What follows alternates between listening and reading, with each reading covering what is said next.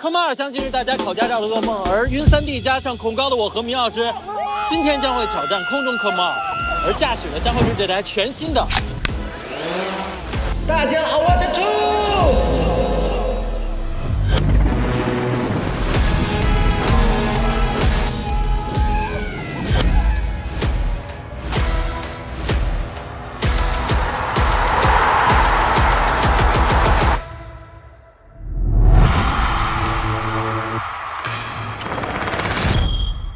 规则非常简单啊，特种航拍经验非常丰富的春城老师将会教会我们2个基本的动作，以后我们会通过4个不同项目的考试，最终由春城老师来决定谁输谁赢。我第一，输的怎么办？输的就这身衣服一路上一直穿到釜山啊，我有点输不起呢。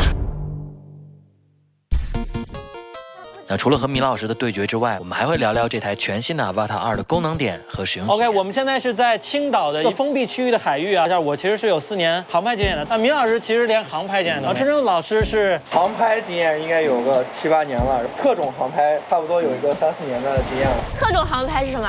你戴上这个眼镜，我让你看一下它是怎么样的一个效果，怎么样？我戴上能看到你拍的是吗？对对对，牛啊！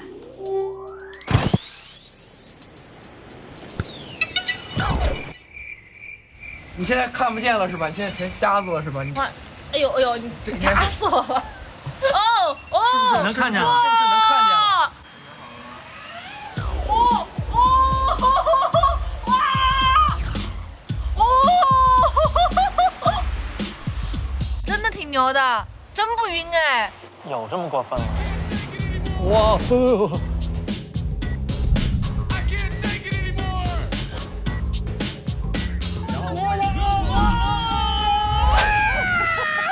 一会儿咱们就要考这个4项中的其中1项就是钻杆。你钻杆当年考了多少次？我那个年代跟你那个年代考的驾照不一样，我们不用钻杆。你们考驾照都不钻杆吗？但我那已经改革了。S1，你们考驾照不钻杆？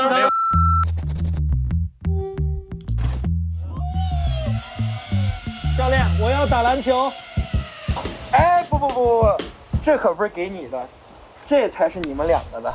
这是什么一手一个吗？还是1人1个体感？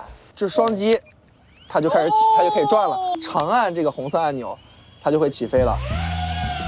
对，按这个按键，然后我左边偏，你在转，右边偏。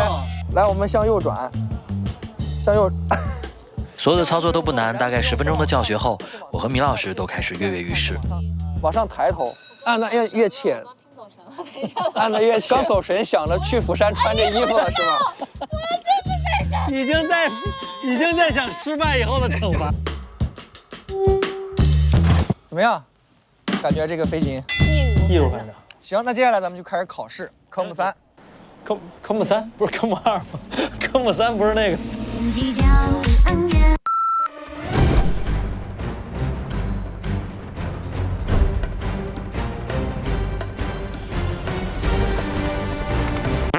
项目1贴地飞行，考生驾驶 Avata 2在草地上飞一个来回，贴地面越近用时越短的人获胜。我怎么看高度啊？就是中间有一个0.8，看见了吗？它最低是多少？最低就是0.3。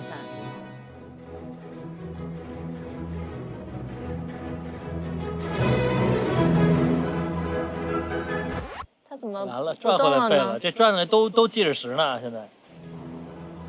哎呦，好，哎呦，练。我把陆老师心里想，我转弯一定要快。对我掉头一定要快。好，考生可以起飞。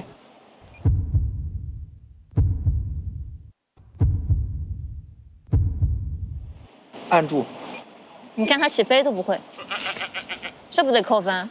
太不会了吧？你看，现在还没开始呢。啊，没事，还没过绿毯呢，没关系。哎，降落了。哎，扣100分。考试结束，成绩不合格。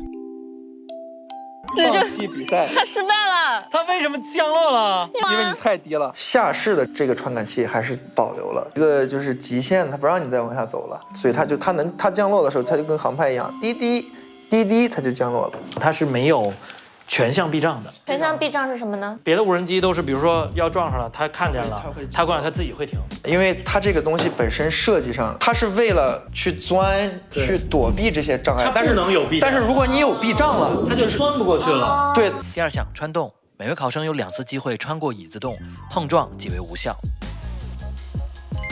哇！哇！你先吧。你先吧。再听歌。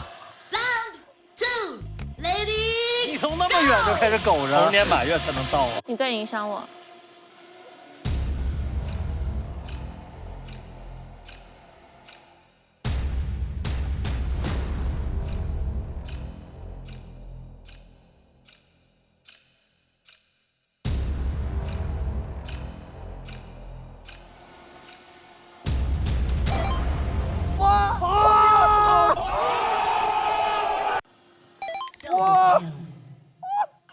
那我就最多打个平手呗。但如果我比他快，是不是我还有？可以，你还有机会，对吧？你还有机会。但我觉得不太可能。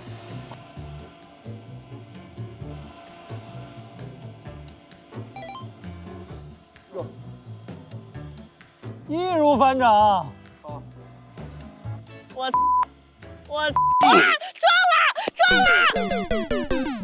我们可以看到，它其实跟普通的航拍机有一点，就是它两部在四周都有这种保护。对对对，它会其实更安全一点。昨天其实第一我们没有怎么碰到，但是我感觉这个你不是昨儿也碰了一下吗？对，你是第一个碰的，3个洞随便穿。哎，我也碰到了。啊！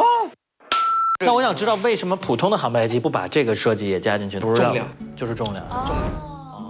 普通的航拍机有这个配件，但其实相对来说，我觉得它已经就是挺小的，它就是塞到那个收纳包里。对对。然后另外就是这个很容易，比如说碰到哪儿，嘣儿，它翻过来了。对，昨天本来说是节目中想看你们谁炸了给演示，结果你们俩一个人都没碰。假如说我们的飞机飞到这个房顶，我没有办法上房顶了，但它飞机翻了怎么办？我们就要用这个功能，找到操纵，这里面有一个反物规。好，我们点一下，它触发成功了之后，它就会自己翻回来。哦，对，它就是这样的一个功能。它是靠桨叶，这个正转，这个反转。塞尔达。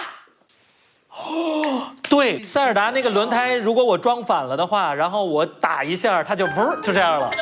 这样啊？啊，对对。第3项环绕，考生环绕对方一圈，用时少的人获胜。阿弥陀佛，阿弥陀佛。已经到达了赛点，这是我唯一能打平的希望了。哎呦我，好了吗？没有。哎呦我。Martin, as you can see, is a brilliant knife thrower. He has to be.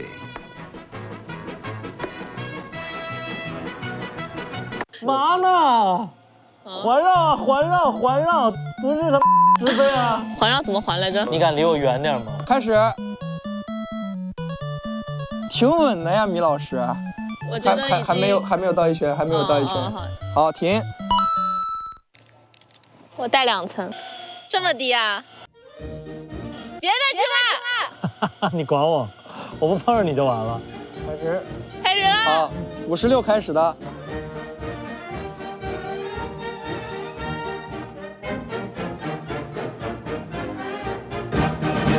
56到1分34，好，你可以停了。他刚刚减56，他38秒，呀！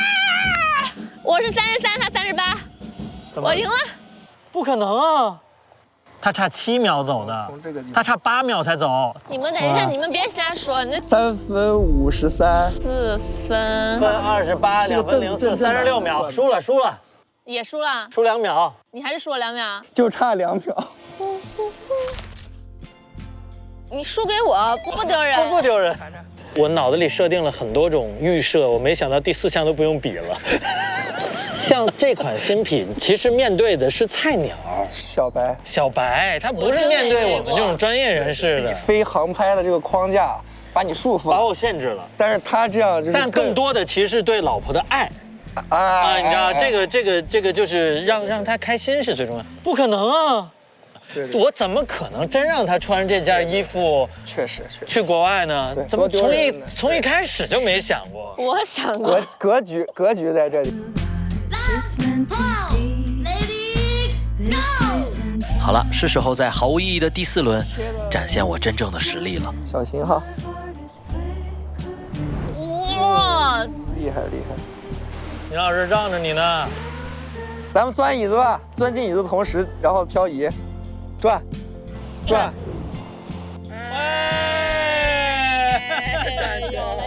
有了吧？包括我昨天钻椅子那个突然转180度那个，对那个也是这一代才有的。对对对，啊，那一下真的是就是我很爽。我这么跟你说吧，就是你要钻椅子的进行那个动作的话，就是你要用手动的去飞出这个效果，你一般得练上个1个月。找我飞的时候，我当时看是要让我教你们两个花式飞行，因为我当时是不知道有这个一键飞行的动作，我当时脑子一懵，他以为来大活了，一下包我半个月。那你们会不会觉得之前练什么练啊？也不会啊，也不会啊。白练也不会，因为它毕竟是机器，就是它只能飞这些固定的动作，做这样的事。其实跟很多年前的这个相机加上自动对焦不是一个逻辑吗？对呀，其实就是降低门槛嘛。是，但是你其实真正的有的时候我们严肃创作的时候，比如焦点，我是希望我的呼吸去控制的。我希望有的时候施一些焦，有的时候施一些焦，一直自动对焦就没意思。对，就是你又会回来，但那个可能是70分以上你该干的事儿。它其实是一个创作的工具嘛。对，就说白了还是这样。以后就我俩的旅拍啊，可以不用都我一人拍，分工一下，分工一下。我去拍延时，他去拍航拍可以。男女干活是不是？出错呀！昨天不应该表现的这么好的。以后我飞飞机，明儿就起开，然后当天的妆都花了。你这现在又中了。揍他。有一说一啊，你自己会花钱买它吗？会。因为它第一个画质，它和那个 Action 4是差不多的。我看了一下数据，是4K 60帧10比特的 D-Log M， 我觉得有点小遗憾。如果它有4K 120，我会更乐意玩它。Action 4有这个，我觉得硬件上已经不是一个问题了。其实后续有可能能加上。对，我觉得就是工程师可能努力，我觉得是有可能的。然后它的体积、续航，就是我在拍一些就是室内场景的时候，我觉得是非常好用的。这个，但是还是建议啊，有一说一，甭管你是新手老手，该买保险买保险。DJI Care 一定要买。刚刚说了，我这个人猥琐发育，稳如老狗。但是我们去年一共用了2次 DJI Care， 每次都是换新，直接我们的 Mavic 3 Pro 就直接帮我们换新了。我炸了1次，赵老师炸了1次。赵老师是非常有经验，我们的飞手啊非常有，其实有时候越有经验啊是。就越容易上头啊什么之类的。对，他觉得哎呀，这我就是淹死的总是会游泳的。对。我宣布，第1届路米仓杯阿瓦塔特种飞行的获胜者是